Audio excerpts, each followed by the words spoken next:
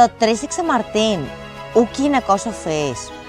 Ναι, νομίζω ότι κάπως έτσι είναι. Αλλά καταλαβαίνεις ότι για να κατεβαίνω για τρίτη φορά σημαίνει ότι το πιστεύω πάρα πολύ. Πιστεύω πολύ στην εξωστρέφεια, πιστεύω πολύ στην δυναμική, πιστεύω πολύ στην ανάπτυξη που έχουμε φέρει στην πόλη μας μαζί με τον δήμαρχό μας, τον Γιάννη Φωστηρόπουλο. Γι' αυτό συνεχίζω μαζί του. Έχω στόχο την ενίσχυση των μικρών και μεσαίων επιχειρηματιών και θέλω η πόλη μας να γίνει ένας γαστρονομικός προορισμός. Ένας προορισμός για επενδυτές, για τουρίστες που θα τονώσουν με την αγοραστική τους δύναμη τα καταστήματά μας. Μία πόλη πρότυπο, όπως όλοι την έχουμε οραματιστεί. Γιατί έχω αποδείξει ότι δουλεύω σκληρά. Έχω συνέπεια και συνέχεια. Παθιάζομαι με το όραμα και το κάνω πραγματικότητα.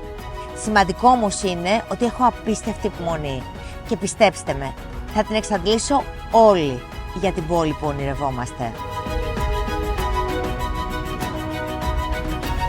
Ναι, υποστηρίζω την επιχειρηματικότητα. Το σπίτι μου είναι στο Παλιοφάλιρο. Το γραφείο μου είναι στο Παλιοφάλιρο. Η πρώτη επιχειρηματική ομάδα BNI, ενός καταξιωμένου παγκόσμιου οργανισμού δικτύωσης που εγώ δημιούργησα, ξεκίνησε στην πόλη μου. Θα υποστηρίξω την επιχειρηματικότητα με επικοινωνία, με εξωστρέφεια, για να την γνωρίσουν επιχειρηματίες, να την γνωρίσουν επενδυτές, media, τουριστικά γραφεία, food and travel bloggers. Είναι μια πόλη που έχει πολλές δυνατότητες και είμαστε, πιστέψτε με, τελείως έτοιμοι, με σχέδιο, να τις αξιοποιήσουμε. Η αλήθεια είναι ότι η εμπειρία μου με τα κοινά μου έχει αφήσει μια τελείως διαφορετική εμπειρία από τον κόσμο των επιχειρήσεων. Είναι, ξέρετε, διαφορετικός κόσμος. Μια πρόκληση για μένα. Από την πρώτη στιγμή να συμμετέχω ενεργά και να συνδέω τους δύο κόσμους με τη γνώση και την εμπειρία μου.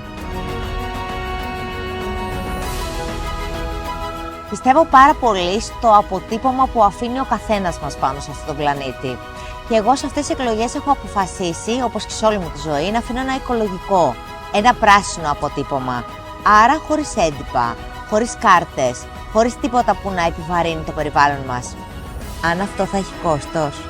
Μα ό,τι επιλογή κάνουμε στη ζωή μας έχει κόστος.